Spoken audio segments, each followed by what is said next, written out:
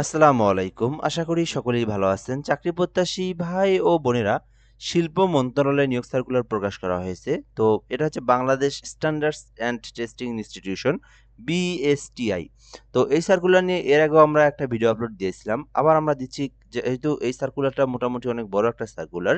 আর এটাতে কিন্তু আবেদনের আর মাত্র অল্প কয়েকদিন সময় রয়েছে। সো এইজন্য আবার আমরা ভিডিওটা আপনাদেরকে দেখানোর চেষ্টা করতেছি। তো এই সার্কুলারে যারা এখনো অ্যাপ্লিকেশন করেননি বা করবেন ভাবছিলেন, তো অবশ্যই আপনারা দ্রুত সময়ের মধ্যে আবেদনটা করে নেবেন। তো এখানে কিন্তু মোটামুটি অনেকগুলো পদের সংখ্যা রয়েছে, যেখানে দেখতে পারতেছেন এইচএসসি পাশে, অনার্স পাশে, এসএসসি পাশে সকল শিক্ষাগত যোগ্যতার জন্য কিন্তু আলাদা আলাদা পদ রয়েছে। সো সার্কুলারটা আপনারা দেখতে পারেন, বিস্তারিত আলোচনা করব এখানে। পদের নাম, পদের সংখ্যা, কিভাবে আবেদন করবেন, কারা কারা আবেদন করতে পারবেন, সকল বিষয় আমরা এই ভিডিওর মাধ্যমে আপনাদেরকে দেখে এবং বুঝিয়ে দেওয়ার চেষ্টা করব। সম্পূর্ণ ভিডিওটা শেষ পর্যন্ত দেখবেন, তাহলে আপনারা জানতে পারবেন। আর আমাদের চ্যানেলে যদি নতুন হয়ে থাকেন, অবশ্যই আমাদের চ্যানেলটিতে আপনারা সাবস্ক্রাইব করে আমাদের সঙ্গে যুক্ত থাকবেন। সকল সরকারি নিয়োগ সার্কুলারগুলো আপনি এই চ্যানেলের মাধ্যমে, আমাদের মাধ্যমে আপনি জানতে পারবেন। ওকে? আচ্ছা।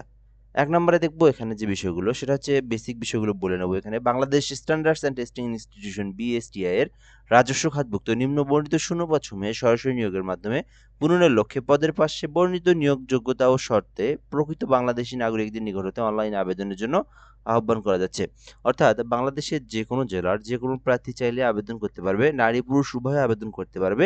আবেদন করতে চাইলে অনলাইনের মাধ্যমে ফর্ম পূরণ করে আপনাকে অ্যাপ্লিকেশনটা করতে হবে। সো এটা কিন্তু একটা সরকারি স্থায়ী নিয়োগ সার্কুলার, আপনারা এটা দেখতে পারেন। তো ১ নম্বরে আছে কম্পিউটার অপারেটর, ২ টি পদ রয়েছে। এটা হচ্ছে ১৩ গ্রেডের। সো আপনি যদি কম্পিউটার অপারেটর পদে আবেদন করতে চান, সেক্ষেত্রে যেকোনো স্বীকৃত বিশ্ববিদ্যালয় হইতে, বিজ্ঞান বিভাগ হইতে স্নাতক বা সমমানের ডিগ্রি থাকতে হবে। অর্থাৎ আপনি যদি অনার্স পাস করে থাকেন বা ডিগ্রি পাস করে থাকেন সায়েন্স থেকে, সায়েন্স গ্রুপ থেকে, তাহলে আপনি কম্পিউটার অপারেটর পদে অ্যাপ্লিকেশন করতে পারবেন। ২ নম্বরে আছে ইউডিসি কাম ক্যাশিয়ার, একটি পদ রয়েছে। এটাতেও আবেদনের জন্য অনার্স বা ডিগ্রি পাশে আপনি অ্যাপ্লিকেশন করতে পারবেন। ৩ নম্বর আছে অফিস সহায়ক। এইটাতেও আপনি আবেদন করতে পারবেন যদি আপনার এইচএসসি পাস থাকে, অর্থাৎ শুধুমাত্র ইন্টার পাস করে এইচএসসি উচ্চ মাধ্যমিক পাস করলে কিন্তু আপনি অফিস সহকারী কাম কম্পিউটার মুদ্রাক্ষরিক ১৬ গ্রেডের ৬ টি পদ রয়েছে। তো আপনারা চাইলে এটাতেও আবেদন করতে পারেন। যারা এইচএসসি পাস করছেন, কম্পিউটার সম্পর্কে বেসিক ধারণা বা এক্সপেরিয়েন্স রয়েছে, টাইপ করতে পারেন, তাহলে আবেদন করতে পারবেন। ৪ নাম্বার আছে কম্পিউটার মুদ্রাক্ষরিক, একটি পদ রয়েছে। এটাতেও কিন্তু এডুকেশনাল কোয়ালিফিকেশনটা একেবারেই সেম। এইচএসসি পাস, কম্পিউটার সম্পর্কে বেসিক এক্সপেরিয়েন্স থাকতে হবে।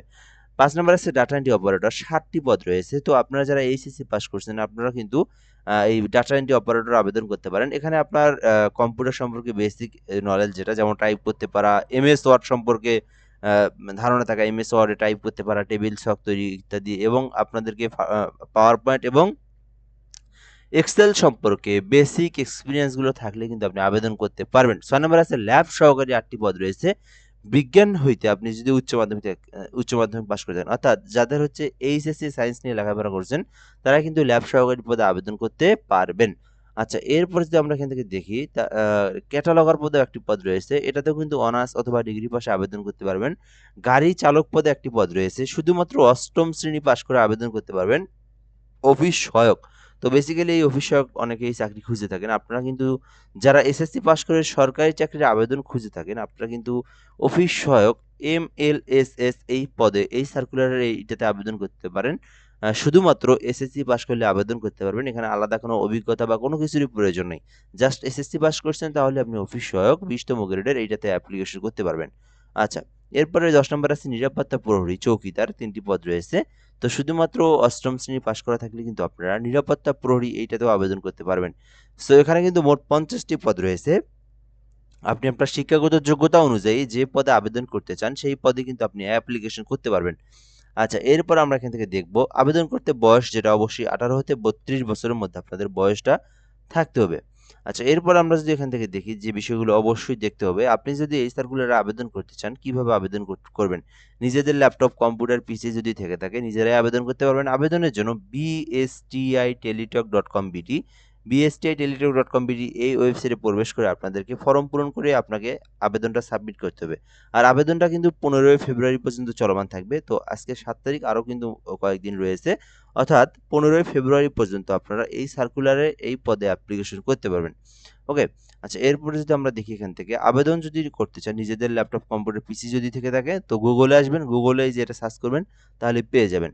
আর আপনি চাইলে আমাদের মাধ্যমে আবেদন করে নিতে পারবেন। সেক্ষেত্রে হোয়াটসঅ্যাপ নাম্বারটা দেওয়া আছে এখানে, এই নাম্বারে আপনারা এসএমএস করবেন 0177 58 312 এই নাম্বারে এসএমএস করতে হবে। তাহলে আপনি ঘরে বসে থেকে যে কোনো সরকারি চাকরির আবেদন একদম নির্ভুলভাবে আমাদের মাধ্যমে করে নিতে পারবেন।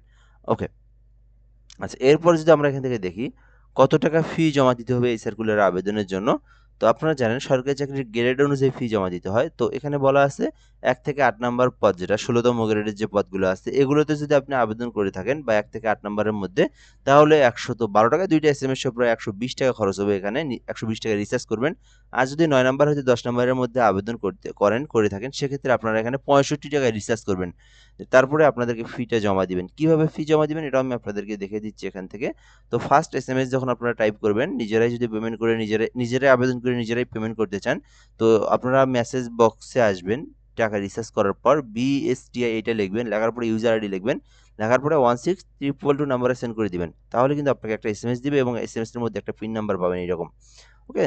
পরবর্তীতে আপনারা আবার একটা টাইপ করবেন টেক্সট, সেটা হচ্ছে বিএসটিআই স্পেস দিয়ে ইয়েস দিবেন, দেওয়ার পরে এই পিন নাম্বারটা আপনি এখানে টাইপ করবেন, তারপরে 16322 নাম্বারে সেন্ড করে দিলে কিন্তু আপনার আবেদনটা সাকসেসফুলি সাবমিট হয়ে যাবে। ওকে, যখন আপনার টাকাটা কেটে নেবে তখনই কিন্তু বুঝবেন আপনার আবেদনটা সম্পূর্ণ হয়েছে।